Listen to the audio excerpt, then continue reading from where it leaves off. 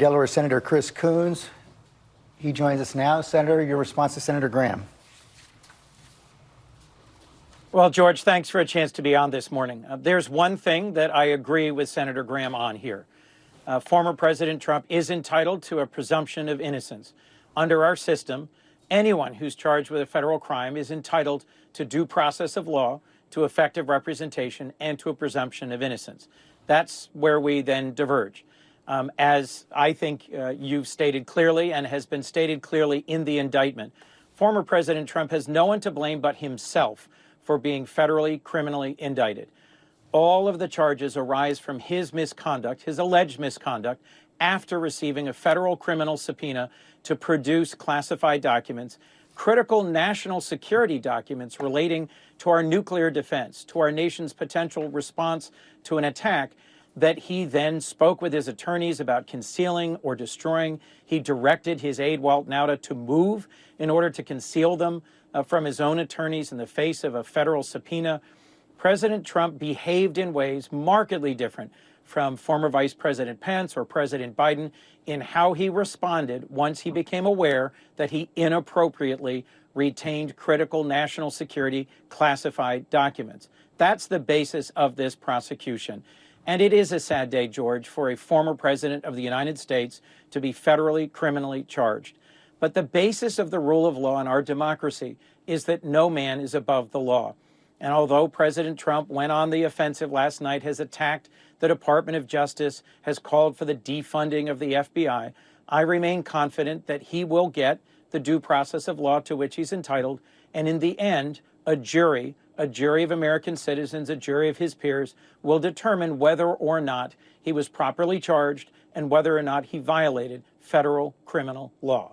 Well, it's pretty clear that a central part of the Republican campaign for president is going to be over the next year that the Department of Justice has been weaponized against Donald Trump. Your response to that? I think there's no evidence that the federal Department of Justice has been weaponized. Let's just look at who's leading this investigation, at the prosecutor. He's someone who's a career federal prosecutor. He ran the public integrity section for years. He led the prosecutions, the investigations and prosecutions of high-level Democrats. Former Senator John Edwards, a candidate for president. It was this federal prosecutor, Jack Smith, who led that investigation and those charges. He went after State Senator Silver from New York, a prominent, powerful Democrat. This is a man with a real record of independence.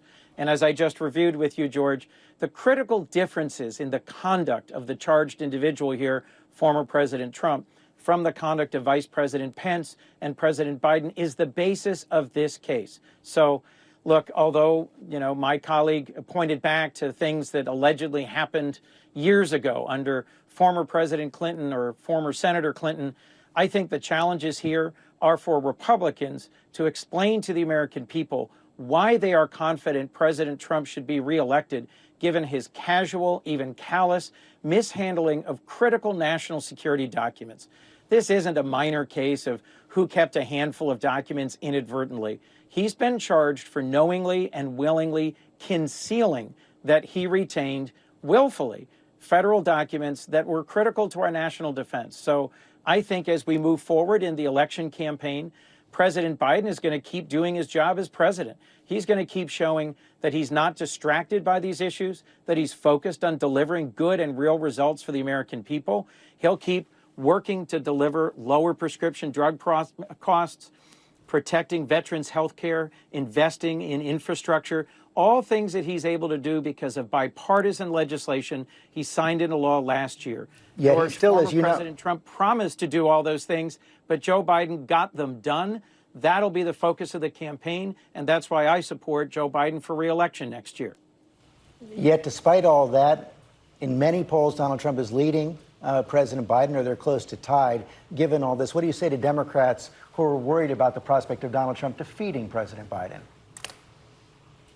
I think we should be worried, given his conduct and given his record and given what he says. Frankly, that the former president responded to this stunning indictment by going on the attack, that he and a number of other Republican contenders for the presidency focused on attacking law enforcement, on calling for a defunding of the FBI, on criticizing federal law enforcement rather than having any pause or any moment of reflection about the consequences for our national security.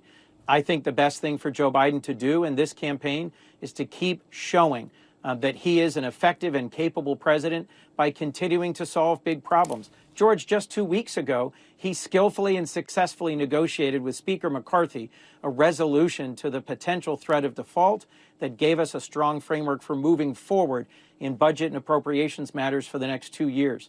Despite some suggestions by his opponents, he's sharp, he's skillful, and he's continuing to lead as our president despite the distractions of former President Trump's rising legal problems.